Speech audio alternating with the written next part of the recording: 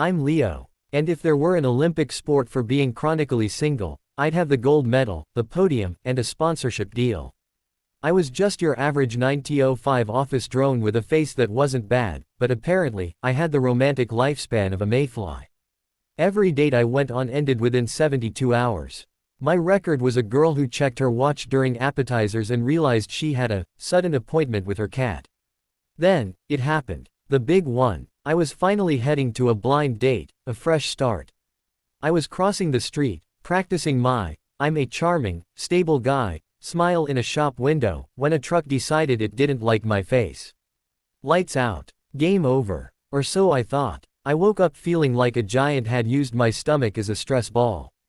The room was dripping in old money, vibes, velvet curtains, a chandelier that cost more than my previous life's salary, and a scent in the air that smelled like expensive cedarwood and intimidation.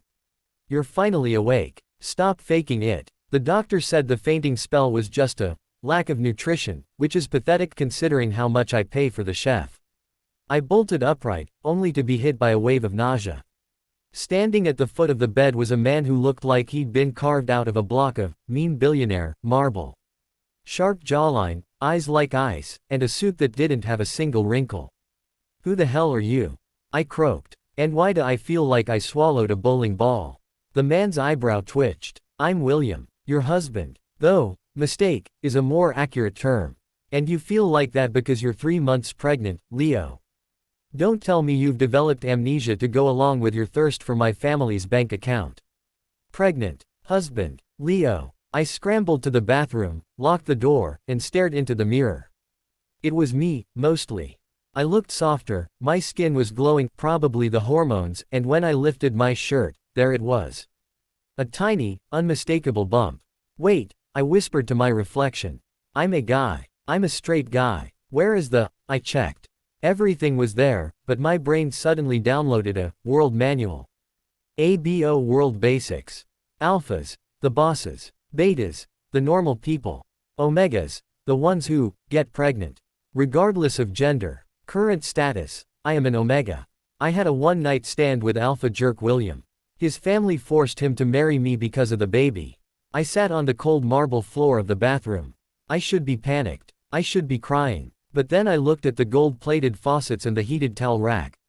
Wait a minute, I muttered. I was a broke employee.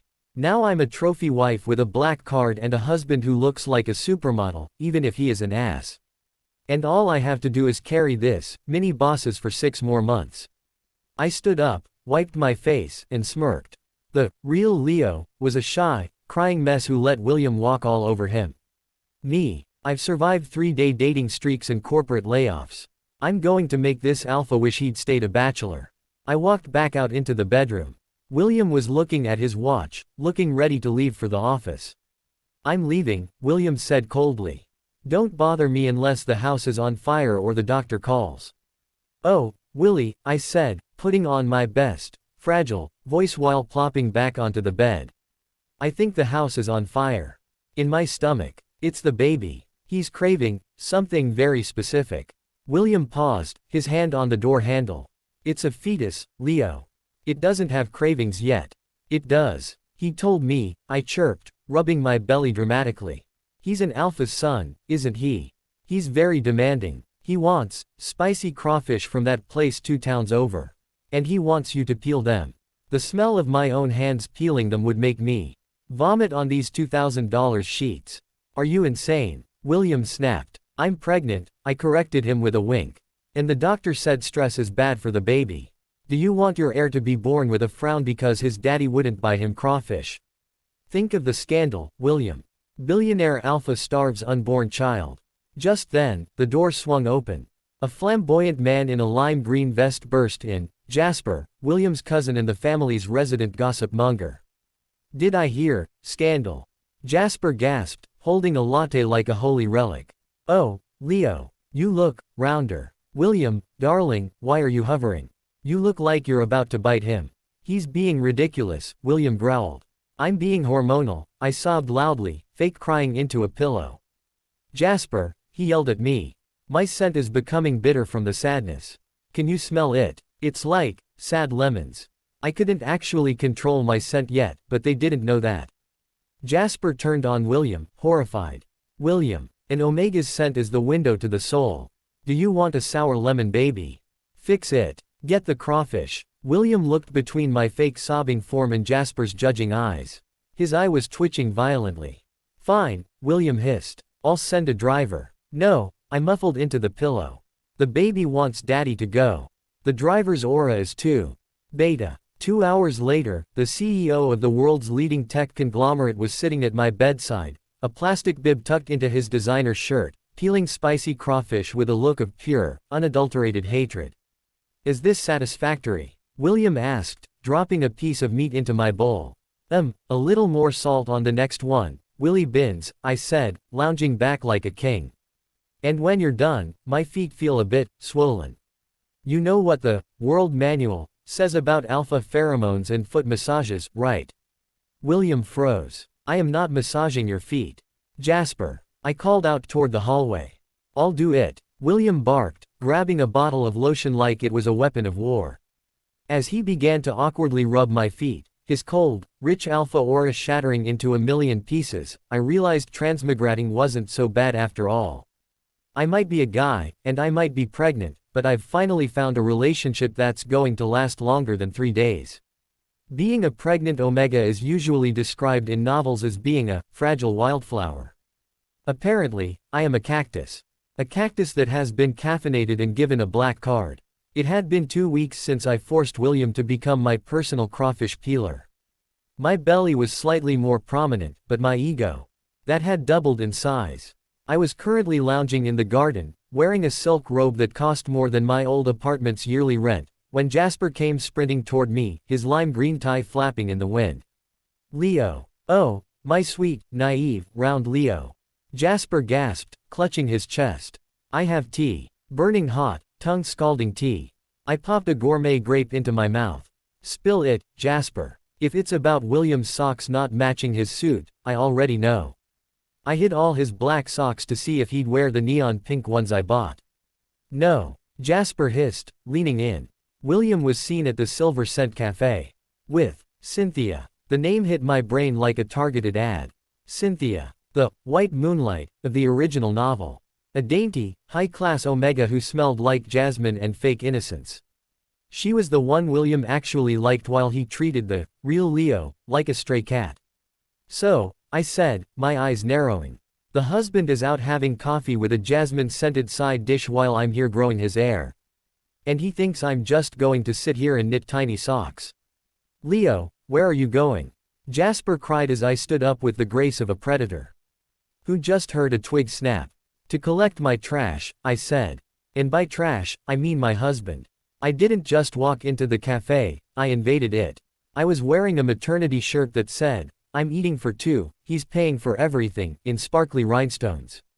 There they were. William looked stiff and uncomfortable, but Cynthia was leaning in, touching his hand with her manicured fingers. Oh, William, Cynthia cooed, her voice like sugar-coated sandpaper. It must be so hard for you, being shackled to that commoner. If only the accident hadn't happened. Crash. I slammed my designer handbag onto their table, sending William's espresso flying into his lap. Leo. William jumped up, his face pale. What are you doing here? You're supposed to be resting. Resting. I let out a laugh that sounded a bit too much like a movie villain. I tried to rest, Willie, but the baby started doing MMA in my womb because he felt a homewrecker aura nearby. And look, I found the source. Cynthia stood up, trying to look dignified despite the espresso splatter on her white dress. You crude little Omega. How dare you speak to William like he's my husband. I stepped into her personal space. Listen here, Jasmine Rice. I've got 15 pounds of human being growing inside me, a hormonal imbalance that makes me want to fight a bear, and a marriage certificate. You've got, what? A nice perfume and a desperate thirst for a married alpha. William. Cynthia wailed. Do something. He's insane. William took one look at my face, the face of a man who had died, transmigrated, and survived 3-day dating streaks, and he visibly recoiled. Cynthia, maybe you should go. He's got that look in his eyes again. Go. I grabbed a decorative vase of lilies from the next table. She's not going yet. I haven't shown her my Omega instincts. I didn't actually hit her with the vase. I'm a civilized transmigrator, but I did pour the flower water right over her head. There, I patted her wet hair. Now you smell like a pond. Much better. Cynthia screamed and ran out of the cafe, sobbing about her hair extensions. The ride home was silent. William sat in the corner of the limo, hugging the door like I was a ticking time bomb. Leo, he whispered, his voice trembling. That was assault. That was boundary setting, William, I snapped, rubbing my belly. Now, I'm hungry. I want a burger. From the place that's 3 hours away. And I want you to drive. No chauffeur. Just you and your guilt. But I have a board meeting with my investors. I tilted my head, giving him a slow, creepy smile. Do you want me to show up at the board meeting wearing my "I'm eating for two" shirt and tell them how you spent your morning? Because I will. I'll bring the lilies. William gulped. I'll cancel the meeting. The next day, William's inner circle of elite alpha friends, the guys who used to laugh at the real Leo for being a boring house pet, came over for drinks. They were sitting in the lounge, acting like they owned the place. I walked in, holding a tray of nothing. I just wanted to intimidate them. Oh, look, one of them, a guy named Marcus, sneered.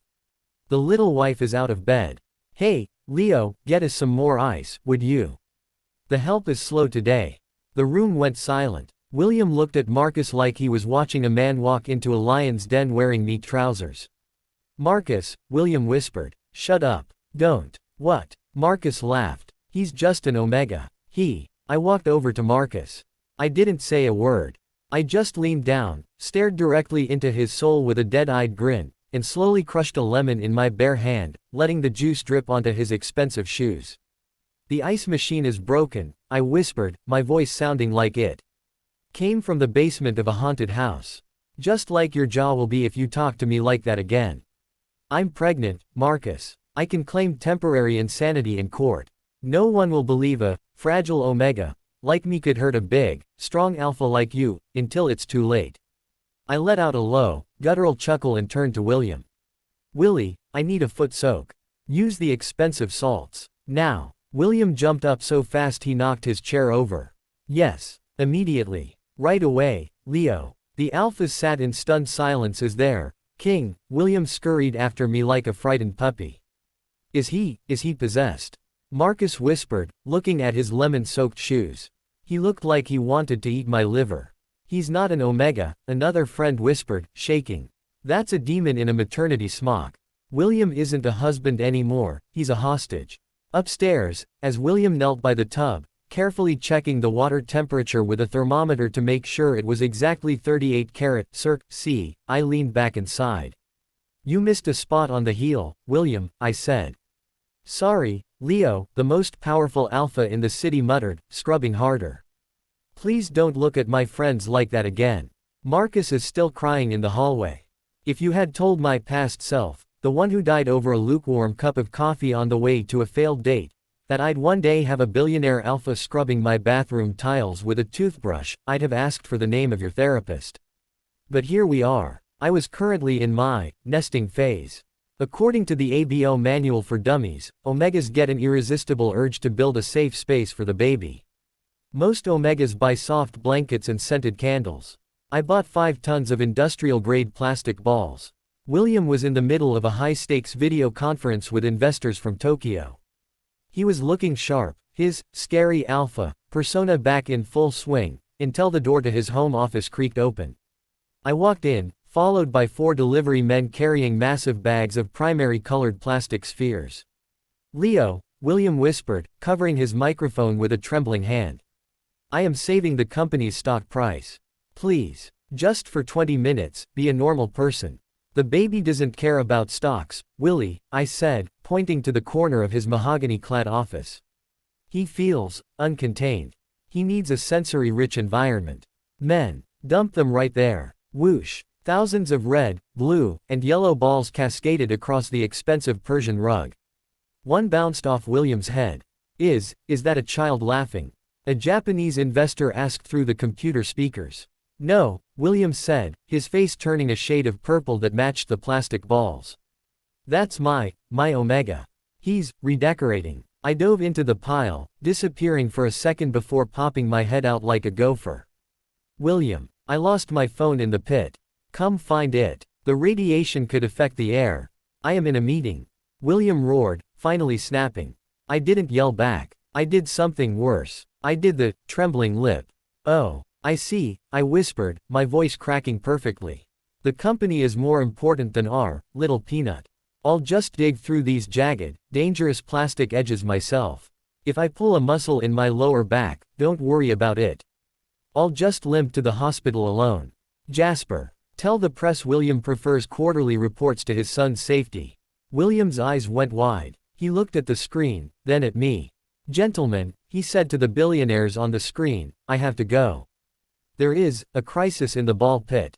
He slammed the laptop shut and climbed into the pit, his $5,000 suit jacket crinkling. I hate you, he hissed, digging through the plastic. I love you too, ATM, I mean, William, I chirped.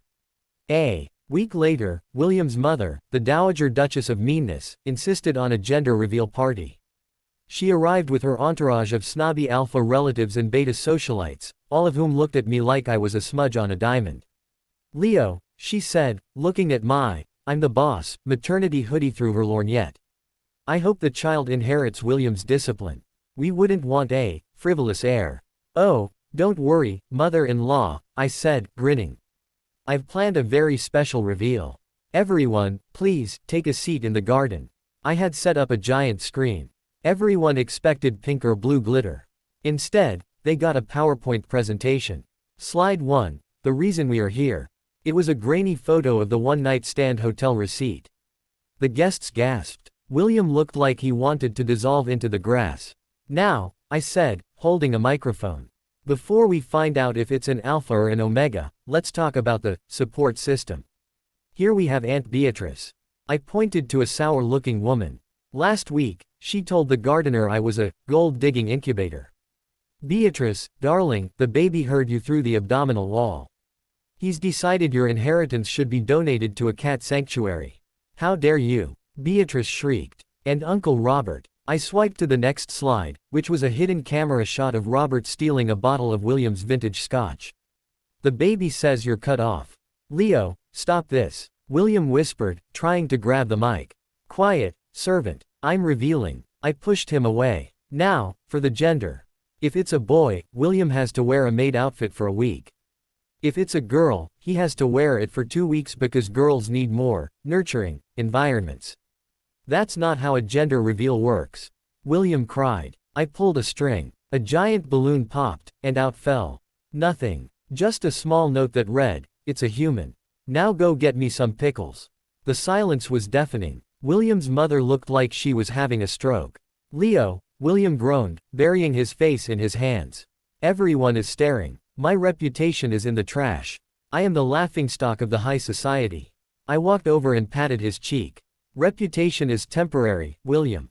But the memory of you in a lace apron is forever.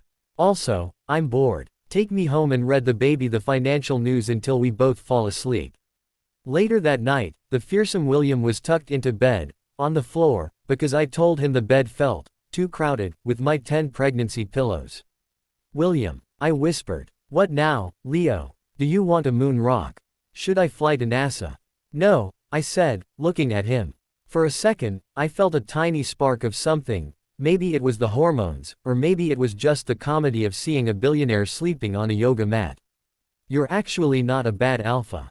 When you're not being a jerk. William looked up, his eyes softening for the first time. And you're the most terrifying person I've ever met. I think I'm actually scared of you. Good, I smirked. Fear is the foundation of a healthy marriage.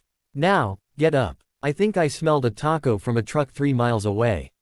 Start the car. William sighed, a long, defeated sound, and reached for his car keys. Yes, dear. The honeymoon period of me treating William like a high-end butler hit a massive, jagged speed bump. It turns out, when you turn a billionaire alpha into a foot-massaging errand boy, his loyal friends and loving mother start plotting. I was upstairs, trying to figure out if I could legally name the baby, Tax Haven, when I heard voices drifting up from the Grand Lounge. William's mother, the dowager, was there with Marcus, the guy whose shoes I'd lemon-juiced, and a few other, elite alphas. "William, look at yourself," his mother's voice hissed like a steam vent. "You smell like baby lotion and defeat. That Omega has bewitched you. He's not nesting, he's colonizing your dignity. He's just hormonal, mother." William's voice sounded tired. The doctor said. "The doctor is a beta, we pay to say what we want." Marcus interrupted. "William, the board is laughing. They call you the golden retriever. You need to show him his place. An Omega needs to remember who provides the pheromones and the bank account." "What do you suggest?" William asked. There was a pause. My heart did a nervous little kick, and not the baby kind. "A little correction," Marcus whispered. "We're going to the mountain retreat tonight. Bring him. The thin air, the isolation, a few hours of you asserting your alpha command without his distractions, and he'll be back to being the quiet little doll he was before." I felt a chill. They weren't just talking about a talk. They were talking about alpha suppression, a technique where an alpha uses their scent to crush an omega's will. It's dangerous, especially for a pregnant one. "Leo, pack a bag. We're going to the villa," William said an hour later. He wouldn't look me in the eye. "The one on the cliff. The one with no cell service?" I asked, tilting my head. "Sounds like the start of a horror movie where the blonde guy dies first." "That's you, by the way. Just get in the car," he snapped, trying to regain his boss persona. As we wound up the snowy mountain roads, I saw Marcus's black SUV following us.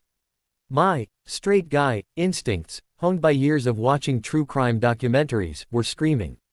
I wasn't just a fragile Omega anymore. I was a man with a stowaway in my stomach, and I wasn't going down without a fight. We arrived at the secluded villa. The air was freezing. As soon as we stepped inside, Marcus and two other alphas stepped out from the shadows of the foyer. "William, go to the study," Marcus commanded. "We'll help you settle him." William hesitated. "Wait, the plan was just for me to talk to him." "The plan changed," Marcus growled, releasing a heavy, suffocating scent of burnt ozone. I felt my knees buckle. The ABO biology was a traitor. My body wanted to submit, to curl into a ball and cry. My stomach cramped violently. Pain, sharp, white-hot pain shot through my abdomen. "No, not the baby. You're hurting him," William yelled, finally seeing me gasp for air as I clutched my bump. "Stop the scent. Marcus, stop. He needs to learn." Marcus sneered, stepping closer to me. "Look at him, William. This is the demon you were scared of. He's just a broken toy." I was on the floor, but my brain was racing. I couldn't fight three alphas physically. But I knew this world's rules now. I reached into my emergency nesting bag, the one William thought was just full of snacks. I pulled out a small, pressurized canister. "You guys are so predictable," I wheezed. "What is that? A perfume?" Marcus mocked. "No," I smirked, even as sweat poured down my face. "Industrial strength alpha blocker mist. Mixed with concentrated skunk oil and mace. I had it custom made after I saw your ugly face at the cafe." I pressed the nozzle. A thick, foul-smelling cloud erupted. In an ABO world, an alpha's nose is their greatest weapon, and their greatest weakness. They have a sense of smell 10 times stronger than a human's. Marcus screamed, clutching his nose as the chemical block stripped his pheromones away and replaced them with the scent of 1,000 rotting carcasses. The other alphas fell to their knees, gagging and retching. I collapsed against the wall, breathing hard. The cramps were still there, but the crushing pressure of their command was gone. "William," I croaked. William rushed over, pushing past his sobbing, puking friends. He scooped me up, his face a mask of pure terror. "Leo, I'm sorry, I didn't know they would, I didn't think." "Hospital," I grabbed his collar, digging my nails in. "If anything happens to this baby, I will come back from the dead, and lemon juice your entire life." The drive down the mountain was a blur of sirens and William sobbing. Yes, William was crying.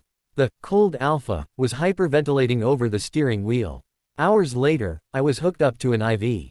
The doctor, a very stern beta, had already given William the tongue lashing of a century. "The baby is stable," the doctor said, glaring at William. "But another minute in that environment and you would have lost the pregnancy. You're lucky your husband has the foresight of a survivalist." William was sitting in a tiny plastic chair by my bed. He looked like he'd been dragged through a hedge backwards. His expensive suit was stained with my skunk mace, and his eyes were bloodshot. "Leo," he whispered, reaching for my hand. I pulled it away. "Don't," I said, my voice cold. "You listened to them. You thought I was a problem to be solved." "I was a fool," William choked out. I thought I was losing control of my life. But when I saw you on that floor, I realized I don't want a quiet doll. I want you. I want the ball pits and the spicy crawfish and the demon eyes." He dropped to his knees by the hospital bed, burying his face in the sheets. "Please. I'll do anything. I'll fire the board. I'll disown Marcus. I'll wear the maid outfit. Every day. Just don't leave." I looked down at the top of his head. The mighty alpha was broken. 2 weeks, I said firmly. William looked up, confused. "What? The maid outfit? You said 1 week if it's a boy, 2 if it's a girl. Since you almost killed us both, you're wearing the lace apron for a month. Regardless of the gender." William let out a watery laugh, clutching my hand like a lifeline. "Okay. A month. Anything else?" "Yeah." I leaned back against the pillows, a small, tired smirk returning to my face. "I want a foot massage. And William, tell your mother she's banned from the nursery. Forever. Consider it done," he said, kissing my knuckles. The hospital scare had changed everything.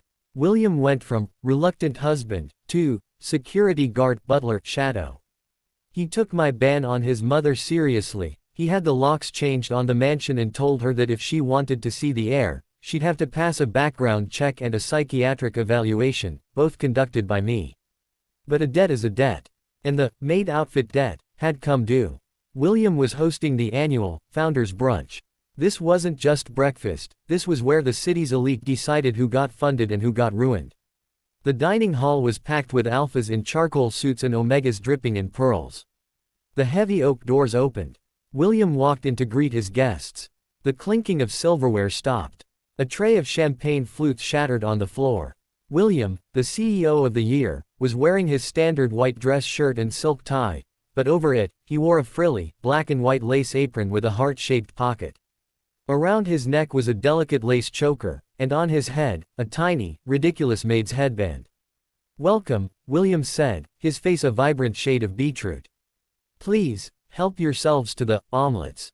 "William," one of the investors gasped. "Is this a new corporate branding strategy? Subservience core?" I sauntered into the room, wearing a velvet robe and holding a bell. "Oh, don't mind him. He's just practicing for his new role as second in command of the household. William, dear, the Duchess of Sussex Street over there needs more orange juice. Hop to it." William gritted his teeth, his alpha muscles bulging under the delicate lace. "Yes, Leo." Immediately, Leo. I turned to the stunned crowd. "If any of you have a problem with his attire, feel free to leave. But keep in mind, I handle his schedule now. And my schedule is currently full of eating pickles and judging people." Later that afternoon, after the traumatized guests had fled, the house was finally quiet. I was sprawled on the oversized sofa, my feet resting on a pile of silk cushions. The demon energy had faded, replaced by that heavy, sleepy warmth that comes with being 6 months along. William came into the room. He had taken off the headband, but he was still wearing the apron. He looked ridiculous, but strangely soft. "They're all gone," he muttered, sitting at the end of the sofa. "You did good, Willie," I said, patting the space next to me. "Come here. The baby is doing that thing again." William froze. "The kicking. It's not just kicking. It feels like he's trying to build a patio in there." William moved closer, his large, calloused hand trembling slightly as he reached out. I took his hand and placed it right on the center of the bump. For a moment, nothing happened. Then, thump. A solid, rhythmic push against his palm. William's eyes went wide. The cold, calculating alpha who handled billion-dollar mergers looked like he'd just seen a miracle. He's really in there," William whispered, his voice thick with emotion. "I can feel his heartbeat. It's so fast. He's an alpha's son," I joked, though my voice was a bit shaky too. "He's probably practicing his command voice already." William leaned down, resting his forehead against my stomach. "I'm sorry, Leo, for everything. For being the kind of man who let people hurt you. I don't care about the company. If I have to wear this apron for the rest of my life to keep you both safe, I'll do it. I felt a weird tug in my chest. Damn these omega hormones. Don't get too sentimental, I moped, stroking his hair. The apron is only for a month. After that, we move on to the cat ear phase. William laughed, a genuine, warm sound. I deserve that. The sweet moment was interrupted by the doorbell. It was a delivery, not food, but a massive bouquet of blue roses. The card read, "To the most vibrant omega I've ever met. Stay strong, Marcus." William's entire aura shifted. The sweet maid was gone, the predatory alpha was back. He snatched the card, his scent turning sharp and territorial, like ozone in a brewing storm. "Marcus," William hissed. "The Marcus I almost killed. He's sending you flowers." "Maybe he liked the way I maced him," I said, trying to suppress a grin. "It's called Stockholm Syndrome, William. Look it up. He is banned. He is blocked. I am buying the florist shop and burning it down." William began pacing the room, the lace on his apron fluttering aggressively. "Are you jealous?" I asked, delighted. "William, you're pouting. It's very unbecoming of a CEO." "I am not pouting. I am asserting my right as your alpha." He turned to me, grabbing the bouquet and dumping it straight into the trash can. "I don't care if he's sorry. No one sends my omega flowers. Only I send you flowers. I'll buy you a whole garden. I'll buy you a botanical forest." "I don't want a forest," I said, pulling him back down. "I want that chocolate cake that's in the fridge. And I want you to feed it to me while telling me how much better your scent is than Marcus's." William paused, his nostrils flaring. He looked at the trash can, then at me. He slowly knelt by the couch, the jealousy still simmering in his eyes, but his devotion winning out. "My scent is cedarwood and rain," he muttered, picking up a fork. "Marcus smells like a gym locker and desperation. Open up." As he fed me the cake, his eyes never left mine. He was possessive, slightly insane, and currently wearing a frilly apron, and for a guy who used to be a lonely, single office worker, I realized I'd hit the jackpot. "By the way," I said through a mouthful of chocolate. "Jasper called. He said there's a rumor that Cynthia is trying to get a job as your new secretary." William didn't even blink. "I'll fire the entire HR department before she gets past the lobby. Actually, I'll just hire Jasper. He's annoying, but he hates her more than you do." "Good choice," I smirked. Now, about those cat ears. The day had finally arrived. The bowling ball in my stomach had decided it was time to move out, and it was doing so by trying to kick its way through my spine. In my old life, the most painful thing I'd experienced was a paper cut from a high-priority memo or the emotional sting of a date ghosting me. Now I was in the back of a Bentley, screaming like a banshee while William drove through red lights like he was in a Fast and Furious audition. "I can't do this, William," I roared, gripping the leather headrest so hard I heard the stitching pop. "I'm a straight guy. I like football. I play video games. Men do not, they do not expand like this. Leo, honey," deep breaths. William was sweating through his designer shirt. "The doctor said." "Forget the doctor. Call a mechanic. Call a magician. Call an exorcist." I grabbed William's tie and pulled him closer. "If I survive this, I'm going back to my old life. I'm going to go buy a truck and talk about lawnmowers. I'm too straight for this level of dilation." We burst into the private maternity wing like a circus troupe. Jasper was already there, throwing rose petals for good vibes, and a team of nurses was waiting with a wheelchair. "Clear the way," Jasper shouted. "The queen is crowning. Or the king. The Royal Highness of Hormones has arrived. Jasper, if you throw one more petal, I will eat your lime green vest." I hissed as they rolled me into the delivery room. Inside the room, the reality of the ABO world finally hit the straight guy part of my brain. I looked at the monitors, the stirrups, and the very calm doctor. "Okay, Leo," the doctor said. "It's time to push. Push." I looked at William, panicked. "William, tell him I'm a dude. There's been a clerical error in the universe.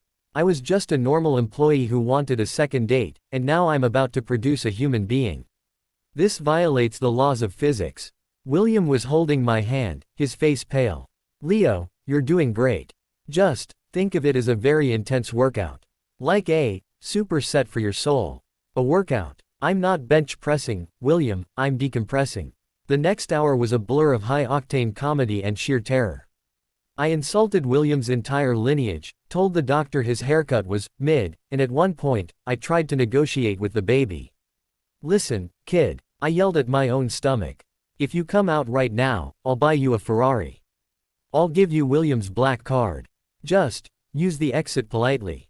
Finally, with one last scream that probably shattered windows in the next zip code, a loud, healthy cry filled the room. The nurse cleaned him up and handed the bundle to me. I was exhausted, sweaty, and my straight guy ego was in tatters, but then I saw him. A tiny, grumpy-looking baby with William's nose and my I'm going to cause problems eyes. He's an alpha, the doctor whispered, checking the vitals. And a very strong one. He looks like he's already judging my life choices, I muttered, a weird, gooey feeling spreading through my chest. Hey there, little peanut. I'm your dad. And that's your other dad, the guy who looks like he's about to faint. William actually did drop to his knees, sobbing with relief. He's perfect. He's absolutely perfect. For about 10 minutes, it was a beautiful, sentimental scene. Then, the head nurse walked in with a professional smile. He's hungry, she said. Time for the first feeding. Since you're an Omega, Leo, your body is perfectly prepared for breastfeeding. The room went silent. My brain, which had just survived a transdimensional birth, suddenly hit a blue screen of death. I'm sorry, I said, my voice rising an octave. My what is doing what? Breastfeeding, the nurse repeated, reaching for the baby. It's the best way to bond with the infant. Whoa, whoa, whoa. I pulled the blanket up to my chin. Ma'am, I have been a man for 25 years of my first life and several months of this one. I have a gym membership. I like steak. I do not. I am not a dairy farm. Leo, it's natural for Omegas, William started. Natural for you, maybe. I pointed a finger at him. You're an alpha. You just stand there looking expensive. I am the one with the biological surprise. How does the milk even know where to go? I don't have the equipment. It's like trying to get Wi-Fi from a toaster. It's just hormones, Leo, the nurse said, trying to suppress a laugh. Your body adapted during the pregnancy. I looked down at my chest, then at the baby, then at the nurse. Is there a manual? Does it come with an app? Can we just use a bottle? A very expensive, gold-plated bottle. It's better for his alpha development, the nurse encouraged. I sighed, looking at the tiny, hungry human in my arms. He started rooting around, looking for a snack. Fine, I groaned, looking at the ceiling. But nobody look. William, turn around. Jasper, go buy a cow so I feel less alone in this. This is the least straight thing I have ever done. My old drinking buddies back on Earth would never believe this. As the baby finally settled in, I looked down and felt a strange sense of victory. I had died, moved to a new world, beaten up a homewrecker, made a billionaire my maid, and survived a male birth. You know what, Peanut? I whispered to the baby. I might be a straight guy, in a pregnant Omega body, but I'm the best damn parent you're ever gonna have. Just don't tell anyone your dad used to cry over bad Tinder dates. William leaned over and kissed my forehead. You're a legend, Leo. I know, I smirked. Now go get me a sandwich. A big one, with extra meat. I need to reclaim my masculinity. 5 years. It had been 5 years since I woke up in this velvet-lined madhouse. If you had told the original Leo that he'd be a father of 3 going on 4, he would have choked on his microwave ramen. But here I was, lounging in a custom-built, oversized armchair, looking at my kingdom. And by kingdom, I mean a mansion that looked like a high-end toy store had exploded inside a museum. Alpha 1. Stop trying to scent Mark the cat. Alpha 2. Put down your father's golden fountain pen, that is not a teething toy. My eldest, Liam 5, was the mini William. He was already wearing tiny suits and trying to negotiate his bedtime. My second, Noah 3, was a chaotic beta energy fireball who had inherited my I don't care about your rules attitude. And then there was Mochi 2, who was currently trying to eat a silk curtain. Leo, I'm home. William's voice echoed through the hall. The 3 kids charged. It was like a scene from Jurassic Park. William, the man who once intimidated the entire stock market, was tackled to the ground before he could even take off his coat. Daddy. Liam won't let me lead the board meeting in the playroom. Noah wailed, jumping on William's stomach. It's because your business model is based on cookies, Noah.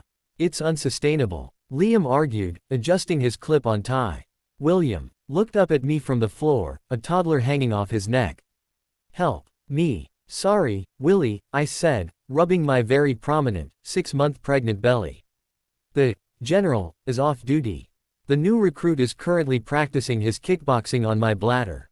You're on your own. Later that night, after we had finally wrestled the Chaos Squad into their beds, William and I collapsed onto the sofa. The house was finally quiet, save for the distant sound of a robotic vacuum cleaner trying to suck up a stray Lego. William leaned over and started rubbing my ankles. He didn't even need me to ask anymore, it was like a Pavlovian response. If I sat down, he started rubbing. 4 kids, Leo, William whispered, his voice full of a mix of awe and exhaustion. We're going to need a bigger wing. Or a small stadium. I told you, I smirked, biting into a pickle dipped in chocolate. Don't judge me, it's a lifestyle. I'm a high-quality omega. My straight guy DNA is clearly top tier. I don't just have kids, I produce a dynasty. William laughed, leaning in to kiss my cheek. You're still a straight guy, huh? Even after the lace aprons, the 3 births, and the fact that you currently have a Pinterest board dedicated to nursery aesthetics. Listen, I said, pointing a pickle at him. I am the straightest man to ever carry a 4th child. This is just extreme sports. Most guys go mountain climbing, I go through labor. It's about endurance, William. It's manly. William's eyes softened. He reached out and pulled me into his arms, resting his chin on my head. Over the years, his cold alpha shell hadn't just cracked, it had been pulverized and replaced with a man who could change a diaper in 40 seconds flat while closing a multi-million-dollar deal on speakerphone. I love you, you ridiculous man, William murmured. Thank you for dying and coming to find me. Or whatever happened that day. I didn't find you, you found me in a bathroom, I reminded him. But yeah, I guess I'm glad that truck had bad brakes. Life as an office drone was boring. Life as your demon omega is, well, it's a workout. The next morning, the house was in an uproar again. I had hidden all of William's shoes and replaced them with a Maid apron from 5 years ago with a note. Wear it for the pancake breakfast or the baby gets named Barnaby. Leo. William's voice roared from the bedroom. Not Barnaby. Anything but Barnaby. I sat at the breakfast table, surrounded by my 3 kids who were all chanting, pancakes. Pancakes, and waited for my alpha servant to appear. Jasper walked in, still wearing his neon-colored suits, holding a tablet. Leo, darling, the press wants to know the secret to your happy marriage. What should I tell them? I looked at William, who was stomping into the kitchen wearing the frilly apron over his pajamas, looking grumpy but secretly loving the attention. I looked at my kids, who were the smartest, loudest, and most loved mistakes in the world. Tell them the secret is simple, I said, winking at the camera. Find a rich alpha, break his spirit immediately, and never, ever, let him forget that you're the one in charge of the snacks. As William flipped a pancake with a disgruntled huff, and my kids cheered, I realized my 3-day dating curse was finally broken. I wasn't just on a date, I was in a forever contract. And honestly, for a straight guy, this omega gig was the best job I ever had. The end. Next, there another similar story. The scent of sandalwood and expensive incense was the first thing that hit me. It was a far cry from the smell of burnt rubber and gasoline that had filled my lungs just moments. Hours. Lifetimes ago. I sat up abruptly, my head spinning. I wasn't on a cold asphalt street in 2026. I was in a bed the size of my old studio apartment, draped in gold-threaded silk. Your Majesty, you're awake. A servant scrambled toward me, but I tuned him out. I caught my reflection in a polished bronze mirror across the room. I wasn't a sleep-deprived office worker anymore. I was tall, broad-shouldered, and radiating the intense, oppressive aura of an A- class alpha. I'm Lucas. The realization hit me like a freight train. I had died and woken up as the antagonist of The Tyrant's Fall, a web novel I'd binged 3 times. In the original plot, Lucas is a hot-headed jerk who gets poisoned by his favorite concubine, the manipulative Duke's son, Julian. Your Majesty, a soft, oily voice purred from the doorway. You had us so worried. I brought your favorite herbal tea. I looked up. It was Julian. He was stunning, sure, but all I saw was the man who, in chapter 150, slips arsenic into Lucas's cup with a smile. Set it down and leave, I said, my voice deeper than I expected. Julian blinked, his practiced pout faltering. But, sire, I thought you wanted me to stay the night. I'm tired, Julian. Out. I needed air. I threw on a heavy robe and wandered into the Imperial Gardens, trailing a few confused guards. I knew this world, but I didn't want to play the villain's part.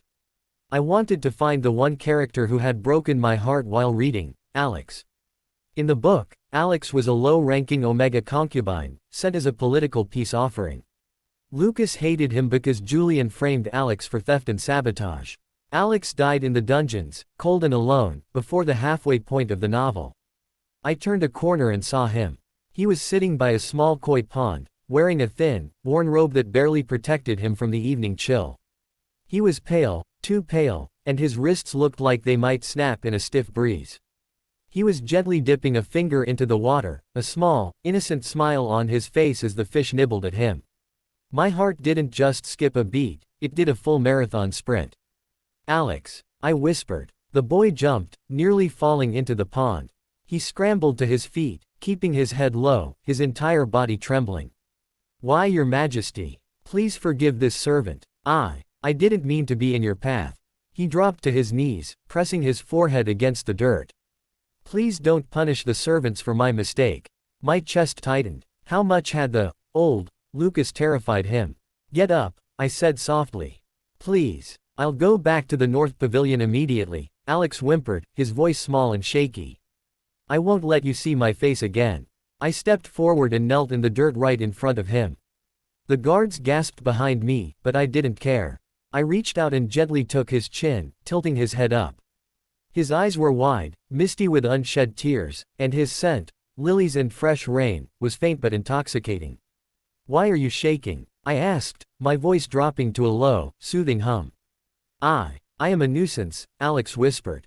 Consort Julian said, he said my presence disturbs your eyes. Julian is wrong, I said firmly. I took off my heavy, fur-lined cloak and wrapped it around his small shoulders. He looked like a lost kitten swallowed by a lion's mane. You are the most beautiful thing I've seen since I woke up. Alex's mouth fell open. A deep blush crept up his neck, turning his pale skin a soft pink. Sire, you must be mistaken. I am just a weak Omega. You are my Omega, I corrected, pulling the cloak tighter around him. And you're freezing. Why is your room in the North Pavilion? That place is a ruin. It is where I belong, he said innocently. Not anymore. I stood up and reached out my hand. From tonight, you're moving to the Emerald Wing. Right next to my chambers. Alex stared at my hand as if it were a holy relic he wasn't allowed to touch. Slowly, tentatively, he placed his small, cold hand in mine. But the other concubines, they will be angry, Alex worried, looking up at me with those big, honest eyes. I pulled him close, tucking his head under my chin. The alpha in me wanted to growl at anyone who had ever hurt him. Let them be angry, I murmured into his hair. I'm the Emperor. And I've decided that my only mission is to make sure you never have to tremble in the dark again. Alex let out a small, shaky breath, his hands clutching the front of my robe. It feels like a dream, Your Majesty. Then don't wake up, I smiled, lifting him into my arms. Because I'm never letting you go. The Emerald Wing had been scrubbed until the marble floors shone like glass. Silk hangings in shades of seafoam and silver replaced the dusty tapestries, and the scent of jasmine, Alex's favorite, wafted through the halls. I stood by the window, watching the servants carry in crates of fine silks and velvet pillows. Behind me, Alex sat on the edge of a massive four-poster bed, looking utterly overwhelmed. He was clutching a small, stuffed rabbit made of plain scrap fabric, the only thing he'd brought from the North Pavilion. Alex, I called softly, turning to him. Do you like the room? If it's too big, I can have them partition it. Alex looked up, his silver blue eyes wide with genuine confusion. Your Majesty, why are there so many blankets? I only have one body. I cannot sleep under 10 blankets at once. I chuckled, walking over to sit beside him. The bed dipped under my alpha weight, and Alex instinctively flinched, then stopped himself, forcing a shy smile. They aren't all for sleeping, little one. They are for your comfort. And these, I pointed to a chest overflowing with gold-threaded robes, are for you to wear. Alex stood up and walked to the chest. He picked up a robe made of the finest, cloud silk, a fabric so expensive it cost more than a small village. He looked at it, then looked at me, his lip trembling. Sire, I cannot take this. It is too heavy with gold. If I trip and tear it, I could never pay you back. I have no coins. I only have my rabbit. He held up the ragged toy as if offering it as collateral. My heart shattered. I reached out, pulling him into my lap. He gasped, his small hands resting tentatively on my broad chest. You don't pay me back, Alex, I murmured, brushing a stray hair from his forehead. Everything in this palace, including the emperor, belongs to you. You don't need coins. You just need to be happy. But, Julian said I am a drain on the treasury, Alex whispered, his voice small. He said every meal I eat is a meal taken from a soldier. My eyes darkened. Julian. That snake was already poisoning Alex's mind since he couldn't poison my body yet. Julian is a liar, I said, my alpha command leaking into my tone. Alex shivered, and I immediately softened my voice. Forgive me. I'm not angry at you. I'm angry that anyone made you feel like you aren't worth the world. Later that afternoon, I was walking with Alex in the private courtyard. I had insisted he wear a soft, lavender silk robe. He looked like a precious gem, though he kept holding the hem of the robe up, terrified it would touch the dirt. Your Majesty. A sharp, melodic voice interrupted our walk. Julian approached, flanked by two attendants. He was dressed in vibrant crimson, looking every bit the favorite he used to be. But as he got closer and saw me holding Alex's hand, his smile turned brittle. Your Majesty, I've been looking for you, Julian said, ignoring Alex completely. The autumn festival is approaching, and we must discuss the seating arrangements. Surely, the North Pavilion servant doesn't need to be present for such state matters. I felt Alex's hand twitch in mine, trying to pull away. I gripped it tighter. His name is Alex, I said coldly. And he isn't a servant. He is the consort of the Emerald Wing. He will be sitting directly to my right at the festival. Julian's face went pale, then flushed a deep, angry red. To your right. But sire, that is my seat. That seat belongs to the one who holds your heart. Exactly, I replied, looking down at Alex, who was staring at a butterfly, completely unaware of the verbal war happening above his head. Which is why Alex will be sitting there. Julian's eyes snapped to Alex, filled with a venomous loathing that made my skin crawl. He's an omega of no standing. He doesn't even know how to hold a wine glass properly. He'll embarrass the imperial name. If he drops a glass, I'll buy him 1,000 more to break, I snapped. Now, leave us. Your scent is bothering my omega.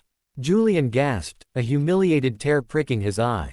He bowed stiffly and hurried away, but I caught the look he gave his lead servant, a silent, deadly command. Once Julian was gone, Alex looked up at me, tilting his head. Your Majesty. Why was Master Julian crying? Did the sun hurt his eyes? I couldn't help it, I laughed. His innocence was my favorite thing about this new life.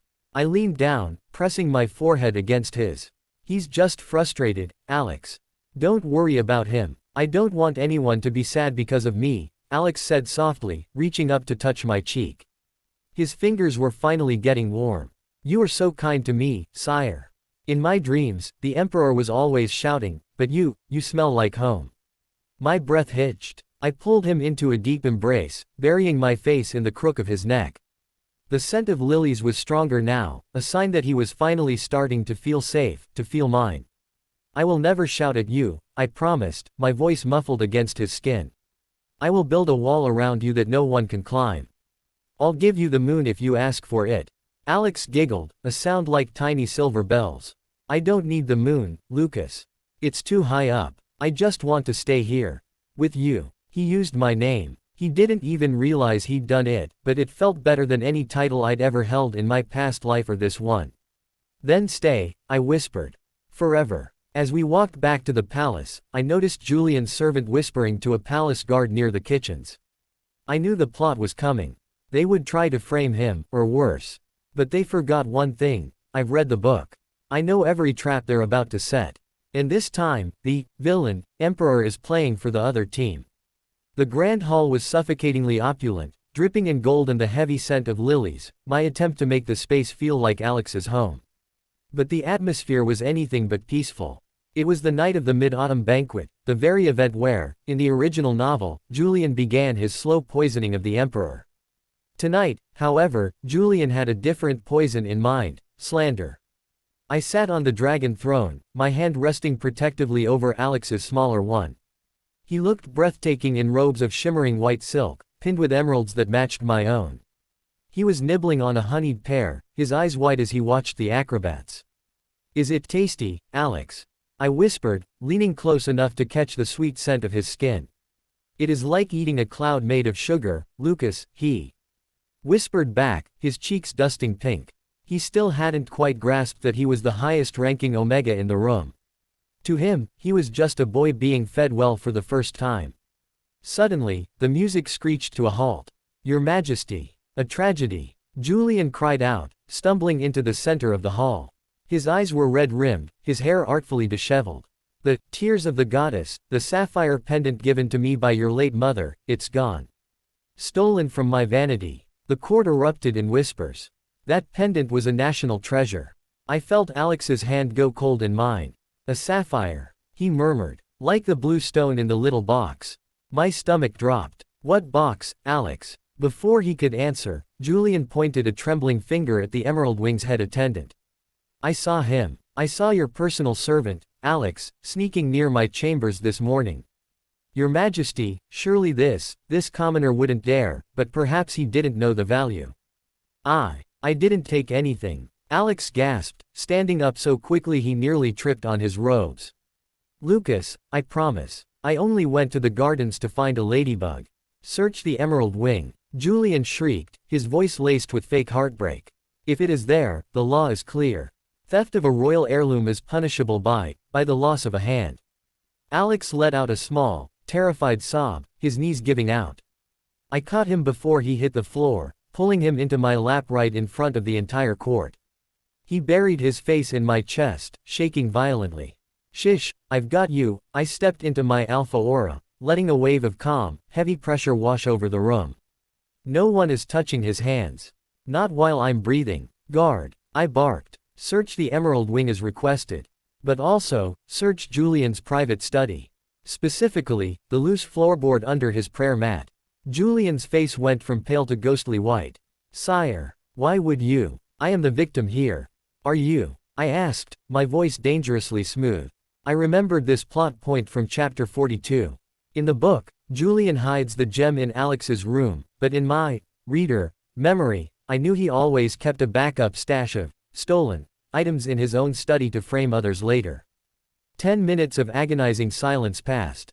Alex was weeping silently into my silk tunic, his tiny fingers clutching my belt. The captain of the guard returned, holding a velvet pouch.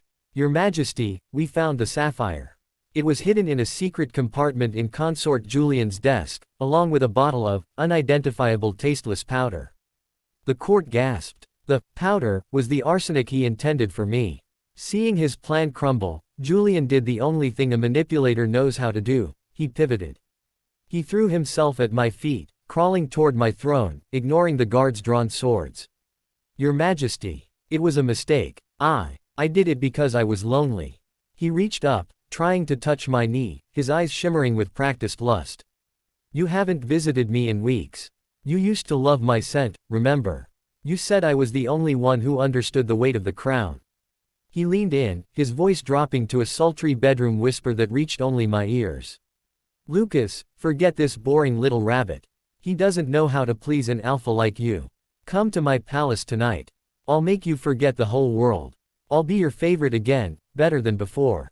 He batted his eyelashes, tilting his head to expose his neck, the ultimate invitation for an alpha. I looked down at him with pure disgust. "You smell like desperation and chemicals, Julian. It's nauseating." I stood up, lifting Alex in my arms. The boy was still trembling, looking at Julian with big, confused eyes. "Alex," I said, loud enough for everyone to hear, "do you want Julian to stay in the palace?" Alex looked at the man who had tried to have his hand cut off. He looked at the sapphire, then back at me. He seems very sad, Lucas. But he told a lie. Lying is bad. He sniffed, wiping his nose on his sleeve. I think he needs to go somewhere where he can learn to be nice. A wise judgment, I smiled. Julian, you are stripped of your titles. You will be confined to the cold palace until further notice. And if I ever see you near my Omega again, the tears of the goddess won't be the only thing disappearing from this court. Later that night, back in the safety of the Emerald Wing, I was tucking Alex into bed. He looked exhausted, his eyes puffy from crying. Lucas, he whispered as I pulled the heavy silk duvet up to his chin. Yes, my heart. Why did Julian try to hurt me? I would have given him my honey pear if he asked. I sat on the edge of the bed, stroking his soft hair. Some people are like thorns, Alex. They hurt others because they don't know how to be flowers. But you're the whole garden. Alex reached out, taking my hand and pressing it to his cheek. You're different lately. You're warm, like the sun. He paused, a flicker of suspicion crossing his innocent face. Did you go away and come back? Your eyes, they look like they've seen another world. My heart hammered against my ribs. Did he know? I just woke up, Alex, I said, leaning down to kiss his forehead. I woke up and realized that you were the only thing in this kingdom, worth saving. I'm glad you woke up, he murmured, his eyes fluttering shut as he drifted into a peaceful sleep. I stayed there for a long time, watching him breathe. Julian was in the cold palace, but he was smart. He'd noticed my change in behavior. I had to be careful. In this world, the Emperor's secret was the only thing keeping us both alive. The cold palace was a desolate, drafty stone prison at the edge of the imperial grounds, but for Julian, it was a laboratory. Even stripped of his silks, his mind remained sharp and venomous. He sat on a moth-eaten rug, staring at a small ceramic burner. He isn't the same, Julian hissed to his only remaining loyal maid. The Lucas I knew was a beast. He followed his alpha instincts like a dog. This imposter looks at that Omega with the eyes of a poet. He doesn't just want Alex's body, he wants his soul. Julian gripped a small vial of dark, amber liquid, crimson root. It was a forbidden incense that, when burned, forced an alpha into a violent, uncontrollable rut. If I can't have the throne, I'll make sure he destroys the thing he loves, Julian whispered, a jagged smile breaking across his face. Let's see how sweet his love is when his instincts turn him into a monster. Unaware of the storm brewing, I was sitting on the floor of the Emerald Wing, helping Alex sort through a mountain of colorful silk ribbons. I had told him he could decorate the room however he liked, and he had taken the task very seriously. Lucas, look. Alex held up a bright canary yellow ribbon.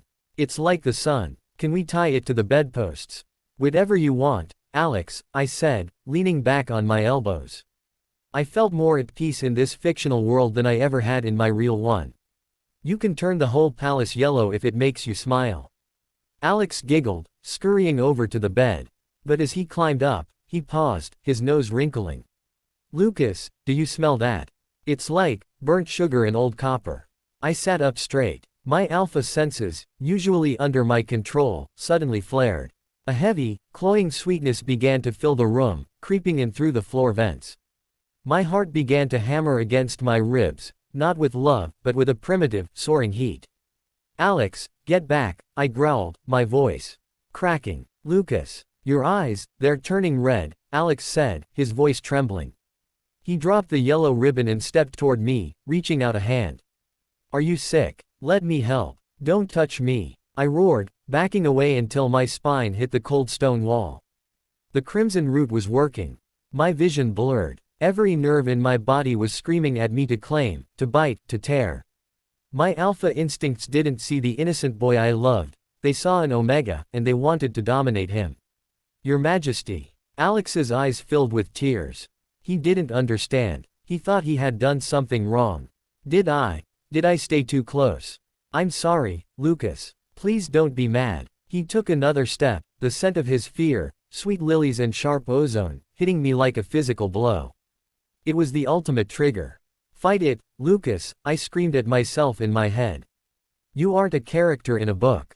You're a man from another world. You are not a slave to this biology. I grabbed a heavy porcelain vase from a side table and smashed it against the floor. I picked up a jagged shard, pressing the sharp edge into the palm of my hand. The sudden, sharp sting of pain cleared the red haze for a split second. "Alex, listen to me," I gasped, blood dripping from my hand onto the white rug. "Run. Go to the guards. Tell them to seal this room from the outside. Julian, it's Julian's doing." "But you're bleeding," Alex cried, throwing himself onto his knees in front of me. He didn't run. He grabbed my bleeding hand, pressing it to his chest. "I won't leave you. If you're hurting, I stay." "Alex, please," I groaned, my body shaking with the effort not to pin him to the floor. "I might hurt you. My instincts. I can't control them." Alex looked up at me, his face pale but his expression suddenly fierce. He took my hand, the one holding the shard, and gently forced me to drop the weapon. Then, he wrapped his small arms around my neck, pulling my head down to his shoulder. "Then hurt me," he whispered into my ear, his voice steady. "I am yours, Lucas. If you are a monster, then I will be the monster's home. But I know you're in there. My Lucas is in there." The sincerity in his voice acted like a bucket of ice water. The alpha in me wanted to conquer, but the man in me, the one who died in a car accident reading stories about love, wanted to protect this boy more than he wanted to breathe. I wrapped my arms around him, burying my face in his neck, sobbing with the sheer effort of restraint. I bit my own lip until it bled, refusing to break his skin. The guards burst in minutes later, led by the captain who had smelled the illegal incense from the hallway. They found us on the floor, the Emperor, trembling and bloodied, holding the small Omega as if he were the only anchor in a sinking world. "Secure the perimeter," I managed to choke out. "Find Julian. He's escaped the cold palace. Bring him to me, alive or dead. I don't care which." The room was cleared, and the vents were sealed. As the incense dissipated, the heavy pressure in my chest began to lift. I pulled back, looking at Alex. His neck was bruised from where I had gripped him too hard, but he was smiling. "You didn't bite me," Alex whispered, reaching up to wipe a tear from my eye. "I knew you wouldn't." "I almost did, Alex," I said, my voice hoarse. I looked at the blood on my hands, my own blood. "I'm an A- class alpha. I'm built to be a tyrant. Why aren't you afraid of me?" Alex picked up the canary yellow ribbon from the floor and tied it loosely around my wrist, over the cut I had made. "Because," Alex said simply, "you gave me a bed with 10 blankets. A king who worries about blankets isn't a monster." I pulled him into a soft, lingering kiss, not an alpha's claim, but a man's promise. "Julian is done," I whispered against his lips. "I'm ending this story's plot once and for all. Tomorrow, I'm making you my empress." Alex's eyes went wide. "Empress? But I don't know how to wear a crown. It will be too heavy." Then, I laughed, holding him tight. "I'll hold it up for you." The morning of the coronation was draped in a sky so blue it looked painted. The entire capital was festooned with white lilies and emerald banners. For the first time in the history of this empire, an Omega, a low-born, peace offering, was to be crowned as the imperial moon. I stood in the dressing chamber, my heavy velvet robes weighing on my shoulders. I caught my reflection. I looked every bit the Emperor, but inside, I was still the man who had died in a car crash, now fighting to give a fictional boy a real life. "Your Majesty," a voice croaked from the shadows of the balcony. I turned. There stood Julian. He was gaunt, his beautiful face marred by dirt and desperation. He had crawled through the drainage system to get here. In his hand was a jagged glass shard, the same one I had dropped in the emerald wing. "You aren't Lucas," Julian whispered, his eyes wild. The real Lucas would have torn that Omega apart. The real Lucas hated weakness. "Who are you? What demon took his body?" I stepped toward him, my alpha aura not exploding in rage, but sitting cold and heavy in the room. "The Lucas you knew died a long time ago, Julian. Maybe he died the moment he met you. But I am the man who is going to watch you rot. I'll tell them." Julian shrieked, lunging forward. "I'll tell the priests. You're a changeling, an imposter." I caught his wrist with a sickening crack. He screamed, dropping the glass. "Go ahead," I leaned into his ear. "Tell them the Emperor is too kind. Tell them he loves his husband too much. See who believes the word of a traitor in rags over the sovereign who brought peace to the court." I didn't even have to call the guards. They were already there, alerted by his scream. Take him, I commanded, my voice flat. Do not kill him. Strip him of his name. Send him to the salt mines in the outer rim. He will work in silence, under the sun, until he forgets the taste of silk and the sound of his own lies. That is his, happily ever after. Julian was dragged away, his cries echoing through the stone halls until they were drowned out by the celebratory trumpets of the plaza. The great cathedral was packed. As the doors swung open, Alex appeared. He took my breath away. He wore robes of pure white, embroidered with silver phoenixes. A thin, delicate circlet of emeralds rested on his brow.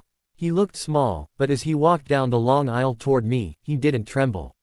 He kept his eyes locked on mine. When he reached the altar, I didn't wait for the priest to give the signal. I reached out and took both of his hands. Alex, I said, my voice carrying to the very back of the hall. In a world that tried to break you, you remained soft. In a palace full of thorns, you remained a flower. Today, I don't just give you a title. I give you my life, my protection, and every heartbeat I have left. Alex's eyes filled with tears, not of fear, but of overwhelming joy. Lucas, I didn't know what love was until you looked at me. I thought I was a shadow. Thank you for giving me the light. I placed the Empress's ring on his finger, a band of gold shaped like a laurel. I leaned down and kissed him, a deep, lingering seal of our bond. The crowd erupted, the cheers shaking the very foundation of the temple. 1 year later, the greatest gift. The gardens were in full bloom. I was sitting under a willow tree, trying to focus on a stack of provincial reports, but my eyes kept drifting to the figure resting in the shade nearby. Alex had filled out. His cheeks were rosy, his skin glowing with health. He was currently humming a soft tune to a bird on a low branch. Lucas, he called out, his voice sounding a bit strained. I dropped my papers instantly, rushing to his side. What is it? Are you tired? Do you need the royal physician? Is it the heat? Alex laughed, a sound that still made my heart do flips. He took my hand and placed it firmly against his stomach.